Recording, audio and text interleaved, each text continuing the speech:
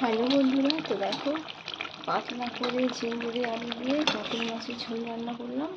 দেখো গরম পড়েছে, তো গরমের মধ্যে পাতলা ঝোল ভালো লাগে, তাই জন্য আজকে ঝিঙে দিয়ে আলু দিয়ে একদম পাতলা করে কাতল মাছের ঝোল বানিয়ে ফেললাম।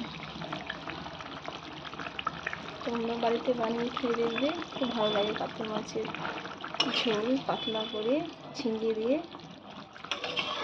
চলো টাটা।